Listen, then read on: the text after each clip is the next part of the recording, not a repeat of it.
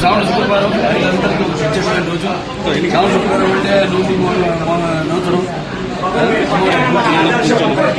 అలాగే ఈరోజు నిన్న స్వాతంత్ర దినోత్సవ రోజు అక్కడ మా బసవతారక ఇండోమెడికల్ క్యాన్సర్ హాస్పిటల్ ఏదైతే అమ్మగారి పేరుతో ఉందో అండ్ రీసెర్చ్ ఇన్స్టిట్యూట్ హైదరాబాద్లో మేము అక్కడ జెండా ఎగిరిపెట్టడం జరిగింది.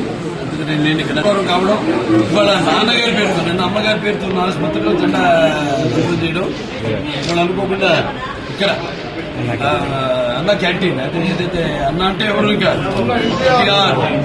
తారక రామారావు ఆయన ప్రారంభించడం జరిగింది.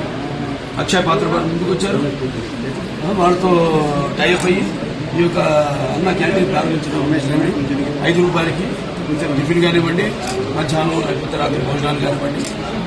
అలాగే ఇప్పుడు నిన్న గుడిపేటలో ఆయన ప్రారంభించడం జరిగింది ఒక అన్న క్యాంటీన్. ఇవాళ రాష్ట్రం మొత్తం 100 క్యాంటీన్లు, 99 క్యాంటీన్లు ఇవాళ ఈరోజు, అంటే 99 100 క్యాంటీన్లు. ఇంకా అంచెల వారీగా రాష్ట్రం అంతా కూడా ఈ యొక్క విస్తరించి ఈ యొక్క అన్న క్యాంటీన్ని ఎలాగైతే పూర్వం అలాగే ఈ అన్న క్యాంటీన్ని నడపడం జరుగుతుంది.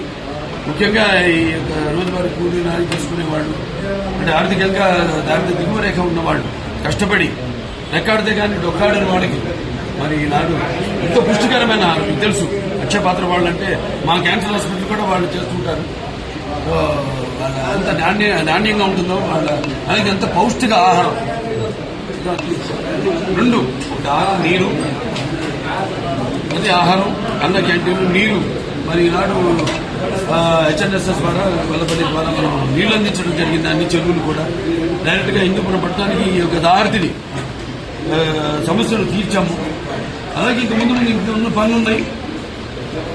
మీరు చేసుకున్న దృష్ట్యా మళ్ళీ మీరు తిరిగి తెలుగుదేశాన్ని పార్టీని అధికారంలో తీసుకురావడం. సో ఇవాళ అన్ని పనులు చంద్రబాబు నాయుడు గారికి మన హిందూపురం అంటే ఒక ప్రత్యేకమైన అభిమానం. వెంటనే ఆసుపత్రి కూడా డెవలప్ చేయాల్సింది ఉంది. కలెక్టర్ గారి చైర్మన్ దానికి మొత్తం మాకు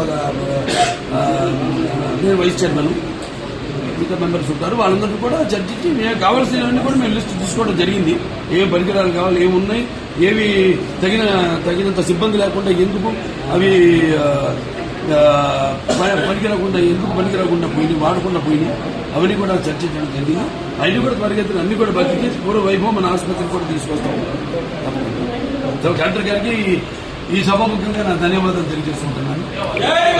అడ్వాంటేజ్ ఉంది అంటే మనకి ఎయిర్పోర్ట్, బెంగళూరు ఎయిర్పోర్ట్ ఉంది.